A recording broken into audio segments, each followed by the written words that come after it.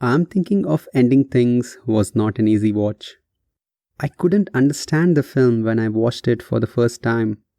I had to watch it again to truly appreciate it.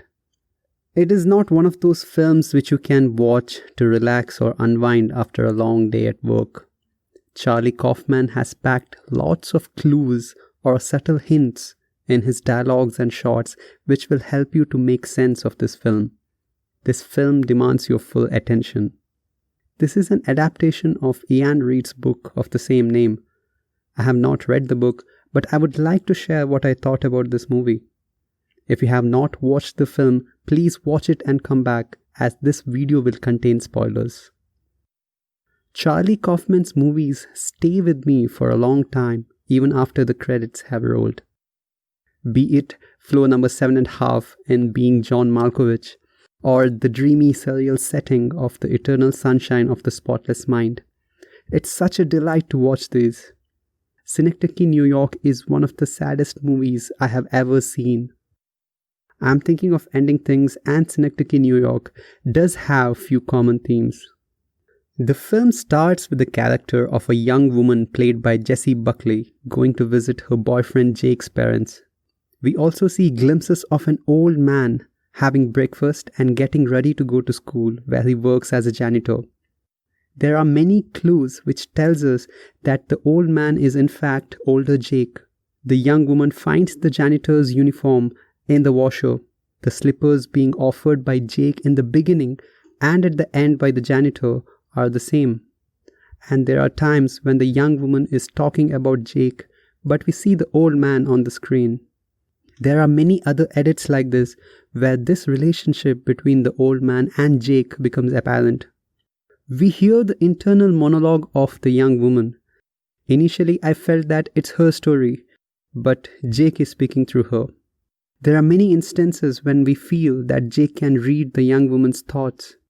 The young woman seems to quote from all the books that are present in Jake's childhood room. Jake's subtle anxiety throughout the movie creates a sense of uneasiness.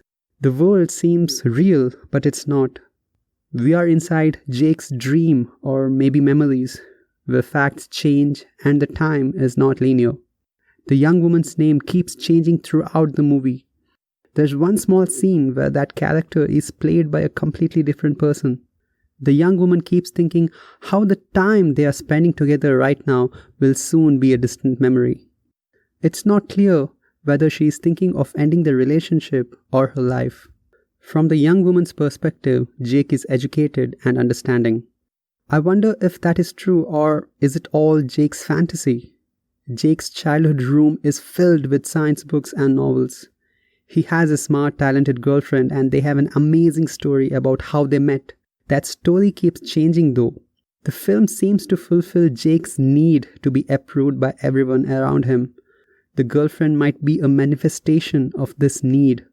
In the film, Jake is a kind of person who takes care of his parents, who wins diligence pin at an early age, who has these deep philosophical conversations with his girlfriend and listens when she talks about her job, one who connects with her on an intellectual level. In the end, he wins the Nobel Prize, a happy end to a long, fruitful life filled with love. But all of this is just a dream. For the older Jake, his reality is completely different. I believe all of this is bothering him and eating him alive, in the same way how the maggots were eating the pig. The film contains long scenes where they are just talking inside the car. The aspect ratio used in the film adds to the constrained feeling. Sometimes there's also this strange camera movement where the camera moves to an area before the character reaches there, which adds to the already eerie mood of the film. In one of the scenes, we could see the older Jake having lunch alone, watching a film on television involving a couple. That movie ends in a happy, playful note. Probably this is an allusion to the fact that the popular media is filled with stories which have happy resolutions. We see that Jake is heavily influenced by all those books and movies in his childhood room. At the end, he receives the Nobel Prize. His loved ones are present in the audience. Everyone applauds. This is a reference to the ending of the film A Beautiful Mind, whose DVD is resting in his bookshelf. The film mocks the idea that there is a silver lining to every cloud, that God has a plan for everything, that in the end everything turns out well. It's only when the young woman meets the older Jake that we see a change in how Jake has been portrayed in the film. For the first time, the young woman describes him as a creep. He is insignificant, like a mosquito that bit her 40 years ago. He is one of the thousands of non-interaction in her life.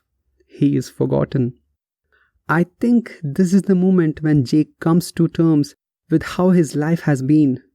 There is a sense of acceptance. The older man tells the young woman that Jake is safe in there and it is quiet. They hug and they say goodbye. The final dance sequence is a montage of Jake's life.